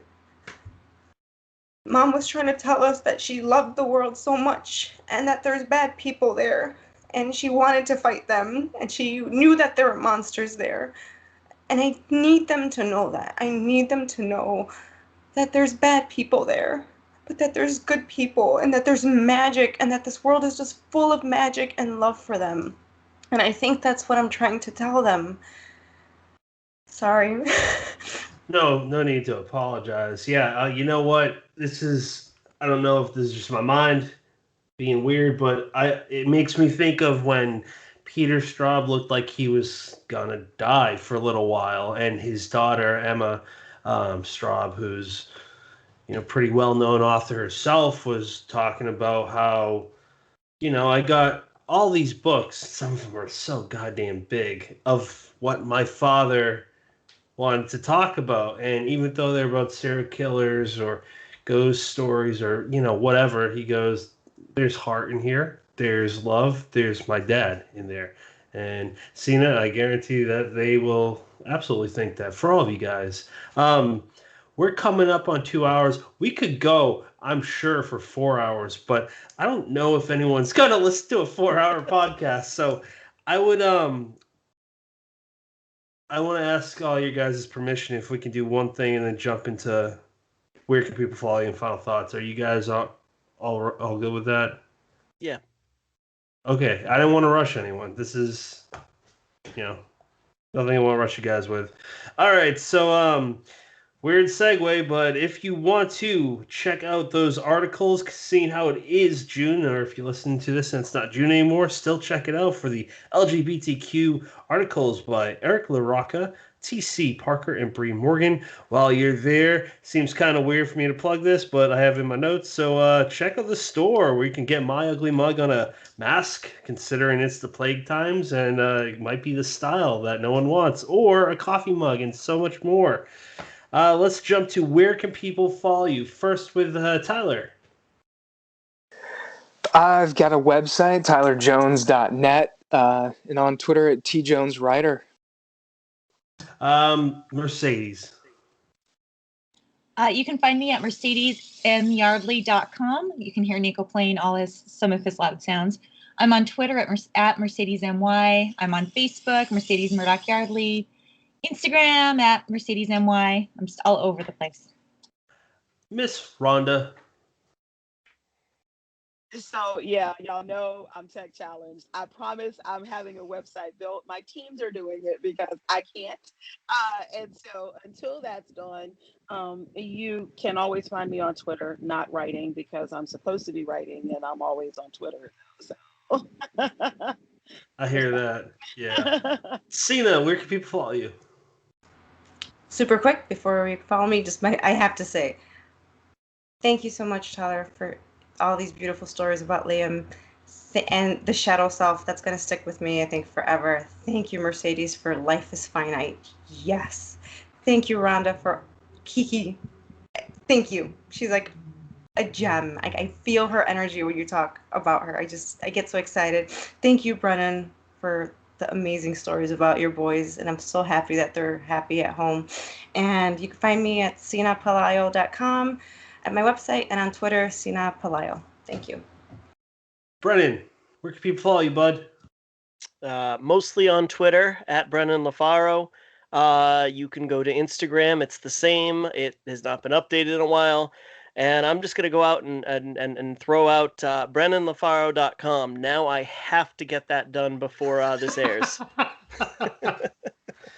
Well, you got less than a month, my man. I can do that. Final thoughts. Whoever wants to jump in, go for it. Tyler. Yeah, I'm gonna jump off what Mercedes said.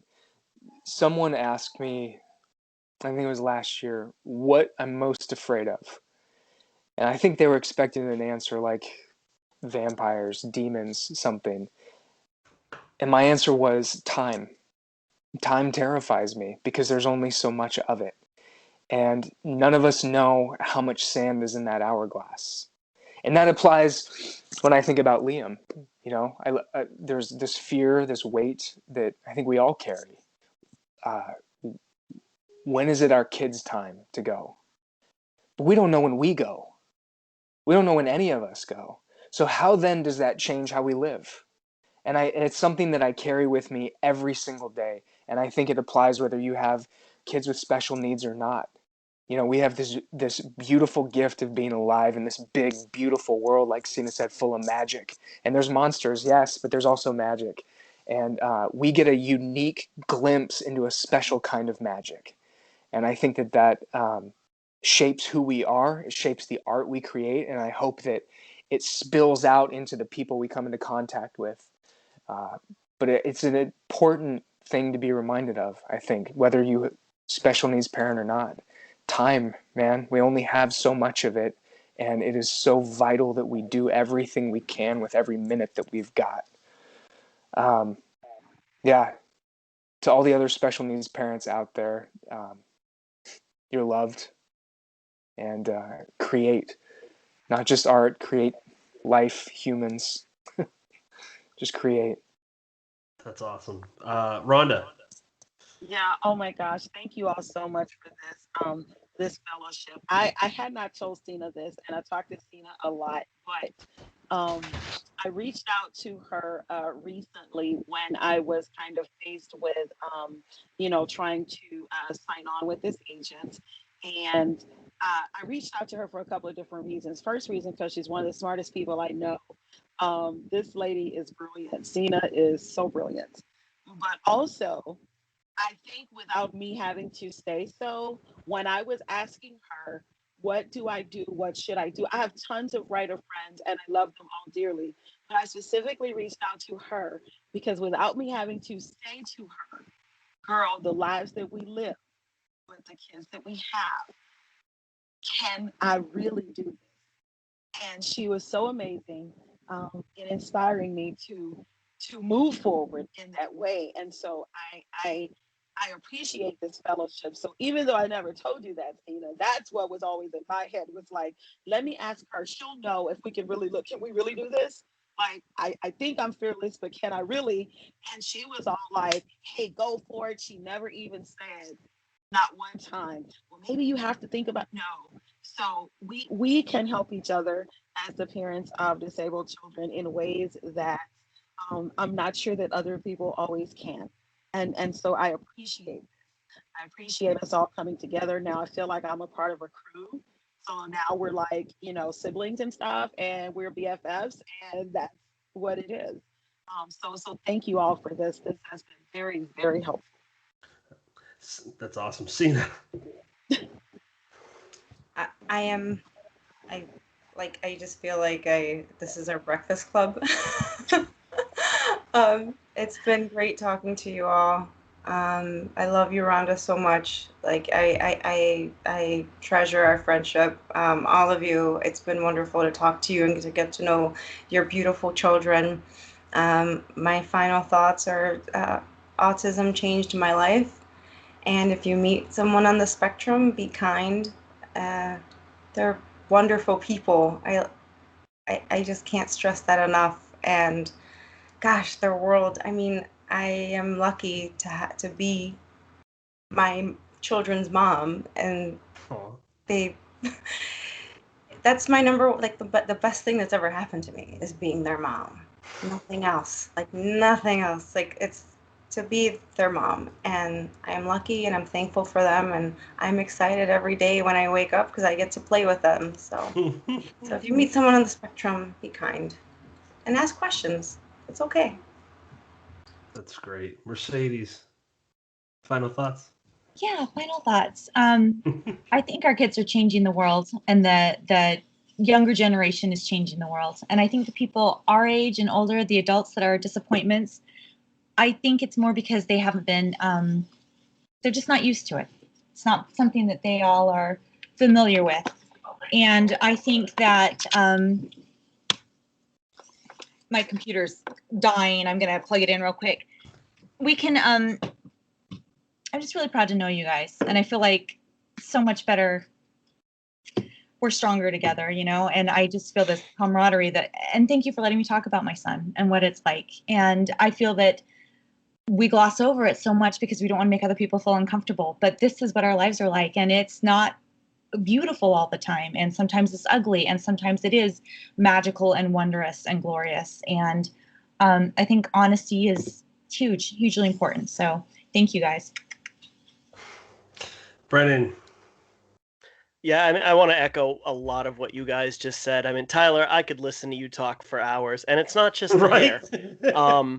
It's the hair helps, but no, Tyler, every time you open your mouth, I feel like wisdom just pours out. And I'm really excited. He's like Chuck Palahniuk Jr. I'm sorry, I have to put it out there, man. You guys are so goddamn smart. Yeah, I am very excited to have you on for that solo episode later this year.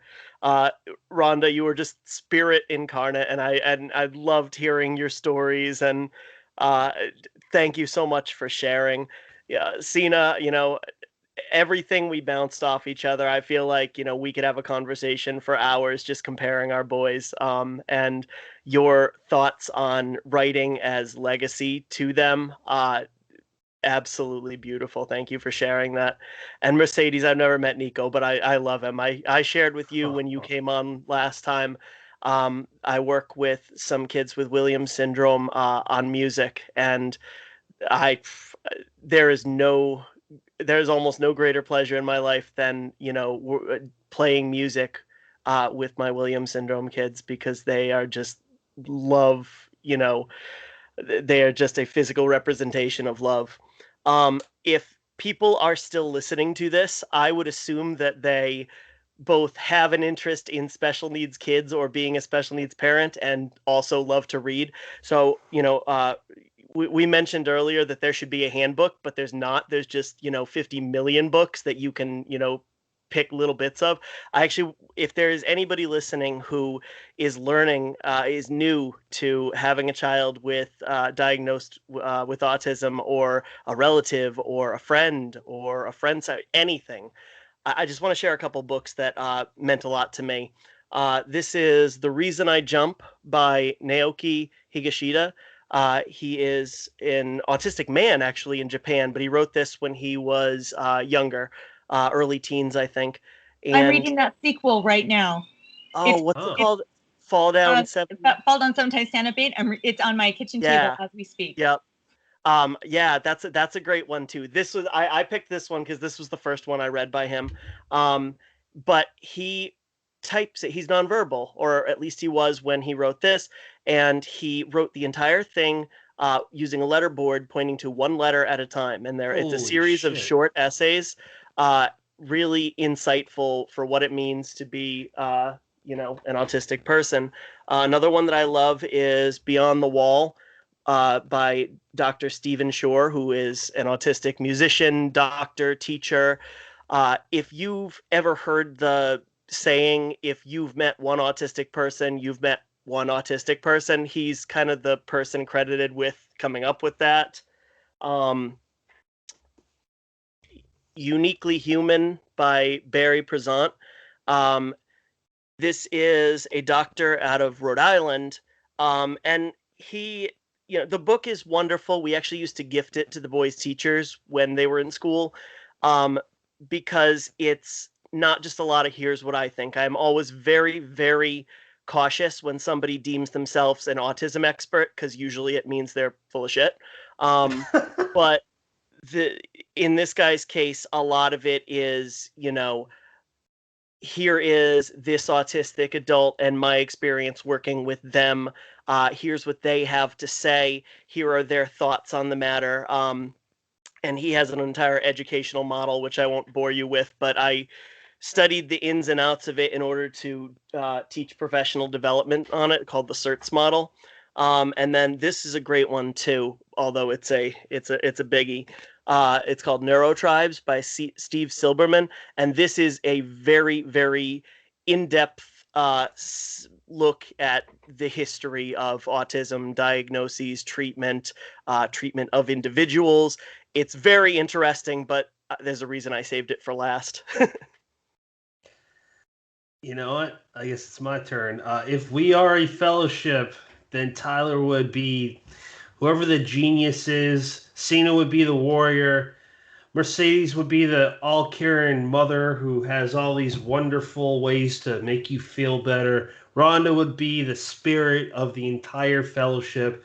And Brennan, I don't know who the hell I'd be. Maybe like the dog that's like dumb, but you like to like it's nice, so you like to give it treats. And you're my best buddy. So I look, I love all you guys. I truly do, and I think you already know that. And I feel honored and lucky to be your friend. And not only that, that you guys were comfortable enough to talk on here. It means the world to me, and I don't think this is all we're ever going to talk about this topic. I think we're going to have to return to this subject next year if everyone's comfortable with that. It just feels like there's a lot more to cover, and obviously that's up to all you guys, but I'm really hoping that the right people hear this, and by that I mean anyone, because it can help everyone. So for that, I thank you guys for writing, for teaching the next generation. I thank you, because I'm taking notes mentally, and I'm applying it to what will I teach my son. And you guys, I've never cried in an episode, but you guys tore me up. I love you guys so much, so thank you again. Patrick, thank you. Truly, thank you, and Brennan as well, for sharing your show with us and giving us an opportunity and space to meet each other, to discuss our kids and art and life. So thank you to both of you. This has been an honor and a pleasure, and it's been truly wonderful to meet all of you guys. Absolutely, man. Everyone, so much love to you and your kids, and just hugs. So many. I think we need an anthology. An anthology. I think we do. I think That's there's a fantastic idea. I think there's people Tyler, get that on it. have made anthologies here. Can I be the dumb dog in it? Bard. We need a bard. Yes. So for those that are wondering, what's next? Well, we got 2 answers as opposed to 1. Next Monday is episode 96 with Sam Richard. He is the proprietor of Weird Punk Books as well as an author. But before that, so this is coming out on a Monday. The 3 days later is Thursday with Cina Pelayo. We are doing something new where it's called Dead Headspace Spotlights. The reason for it is I am the producer, so I overbook, and I want to talk to everyone. And I want Cina on, and we're gonna get a solo episode from her next year, but we want her on now. So we're gonna have her where we do a read-in, which doesn't really fit the show, but this spotlight series is basically a mini episode with read-ins, and we learn a little bit about that book, a little bit about the author, where people can follow them and get the books. So we only had one person in mind for that. That was Cina, because we love her, and not to take anything else away from anyone else, but she's just the right person. Luckily, she said yes. So that will be Thursday. Don't know how long it'll be, 5 minutes to 30 minutes. Who knows? Not the whole reading, just a episode. And that's all I got. Thank you again, everybody. It's an honor and a real privilege. And for you listeners, you have many podcasts to listen to. Thank you for picking this one.